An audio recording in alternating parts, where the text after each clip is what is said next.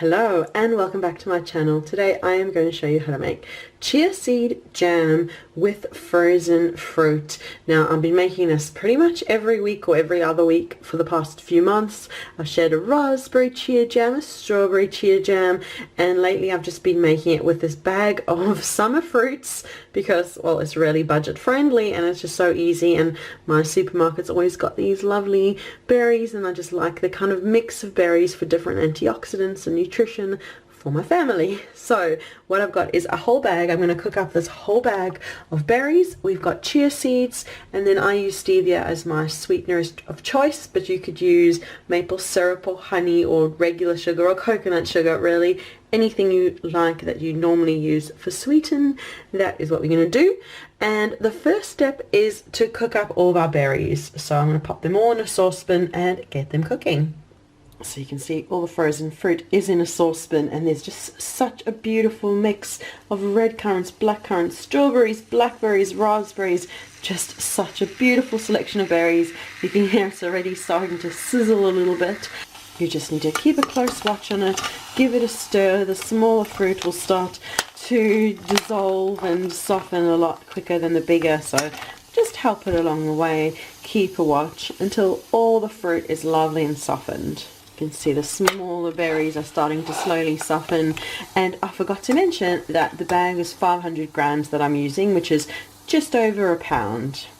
You can see it's already starting to become a bit liquidy. I didn't add any water or anything to it at all, just watching and mixing. Slowly the smaller fruit will start to become mashable, and you can kind of mash. I find it quite therapeutic, slowly mashing some of the blueberries and just going until everything is easily mashable. And I will eventually turn to a potato masher to help me with the bigger fruit, but it needs to soften a bit more first.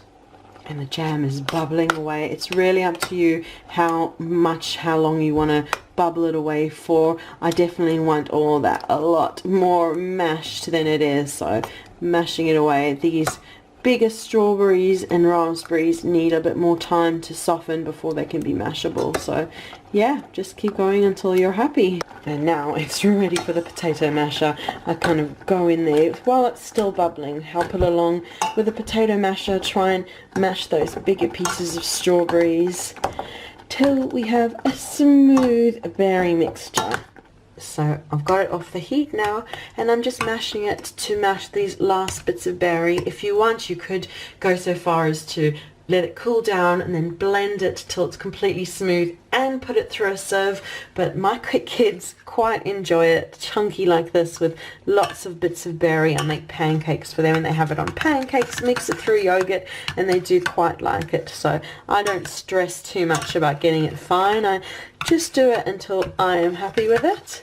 So I'm going to mix through quarter of a cup of stevia. It's totally up to you how much you want to put in. I'd say mix through your stevia, taste it. If it's not sweet enough, add more. My kids are quite used to having it not incredibly sweet and quite almost sourish, but then you get to taste all the fruit. And the chia seed star of the show.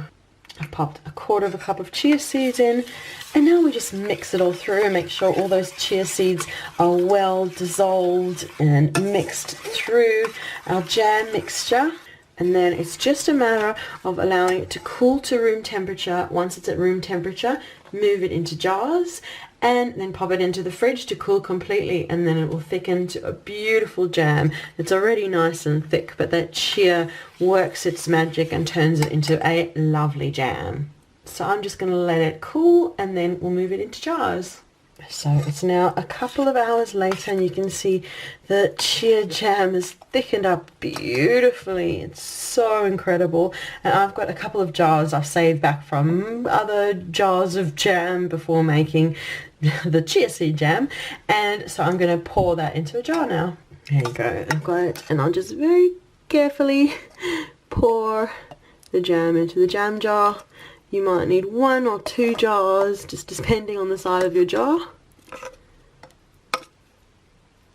I'm going to need a second one, which I'll get in a little bit, but for now, that is the recipe for this beautiful chia seed jam. I'm going to pop this into the fridge, and it it thickens up even more, and it's just so beautiful. And as always, I've written the full blog post, which I will leave down below, which will have the full recipe, step-by-step instructions for making this wonderful chia seed jam. See, there's still some left in there. Might just actually pop that into a little bowl, and then we'll have that first, and then this we enjoy within the next week or so. But yeah, I've been making them every couple of weeks for my family, and they just love it. They enjoy it on top of pancakes or waffles, or mixed through some plain natural yogurt.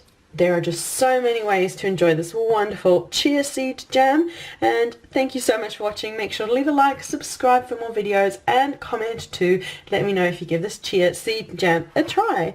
So thank you so much for watching, and we'll see you again soon. Bye.